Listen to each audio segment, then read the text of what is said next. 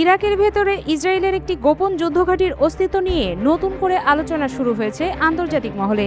বিশ্বের কাছে অজানা হলেও এ ঘাঁটি সম্পর্কে যুক্তরাষ্ট্র আগে থেকেই জানত বলে দাবি করা হচ্ছে।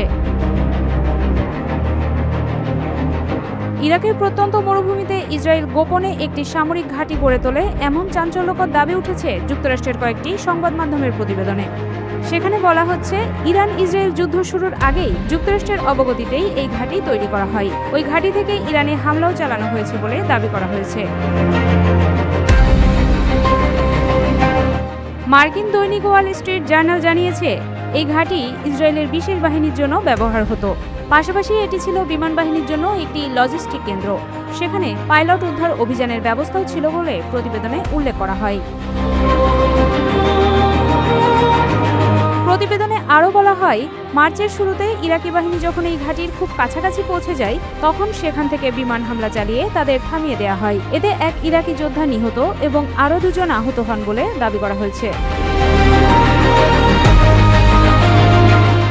ইরাকের জয়েন্ট অপারেশনস কমান্ডের ডেপুটি কমান্ডার লেফটেন্যান্ট জেনারেল কাইস আল মোহাম্মদাউই জানান, নাজাফ মরুভূমিতে সন্দেহজনক গতিবিধি দেখা গেলে অভিযান চালানো হয়। পরে সেখানে আর কিছু পাওয়া যায়নি বলেও তিনি দাবি করেন। তবে স্থানীয় এক রাখাল ওই এলাকায় হেলিকপ্টার দেখার কথা জানালে বিষয়টি আরও সন্দেহজনক হয়ে ওঠে। পরে ওই ব্যক্তির মৃত্যু হয় জানিয়ে বিভিন্ন রিপোর্টে ভিন্ন ভিন্ন দাবি করা হয়েছে। বিশ্লেষকদের মতে, ইরাকের পশ্চিমাঞ্চলীয় মরুভূমি গোপন সামরিক ঘাঁটির জন্য উপযুক্ত জায়গা, কারণ সেখানে জনবসতি কম এবং নজরদারি কঠিন। তবে ইরাক সরকার এসব অভিযোগ একাধিকবার অস্বীকার করেছে। দেশটির কর্মকর্তারা বলেছেন, ইরাকের ভূখণ্ডে কোনো বিদেশি অনুমোদনহীন বাহিনী নেই। এমনকি যুক্তরাষ্ট্র ও ইসরায়েলের যৌথ ঘাঁটির দাবিও তারা প্রত্যাখ্যান করেছে। অন্যদিকে কিছু স্থানীয় রাজনীতিক এবং নিরাপত্তা সূত্র ভিন্ন দাবি করছে। তাদের মতে, ইরাকের পশ্চিমাঞ্চলে গোপন সামরিক তৎপরতা হয়েছে এবং এতে যুক্তরাষ্ট্রের সহায়তার অভিযোগও উঠেছে।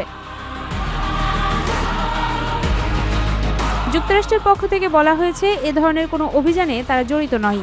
ইসরায়েলও এখন পর্যন্ত বিষয়টি নিয়ে কোনো মন্তব্য করেনি। ইরান এ ঘটনায় তীব্র সন্দেহ প্রকাশ করেছে। তেহরান বলেছে, ইসরায়েল যে কোনো সীমা লঙ্ঘন করতে পারে, এটি তাদের অতীত আচরণ থেকেই স্পষ্ট। বিষয়টি তারা ইরাক সরকারের সঙ্গে আলোচনা করবে বলেও জানিয়েছে।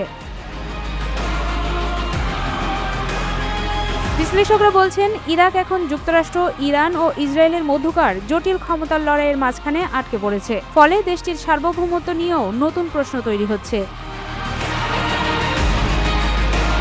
ইরাকের মরুভূমিতে গোপন ইসরায়েলি ঘাঁটির এই দাবি সত্য হলে মধ্যপ্রাচ্যের নিরাপত্তা পরিস্থিতি আরও জটিল হয়ে উঠতে পারে। তবে এখনও পর্যন্ত এই তথ্যের বড় অংশই স্বাধীনভাবে যাচাই করা সম্ভব হয়নি।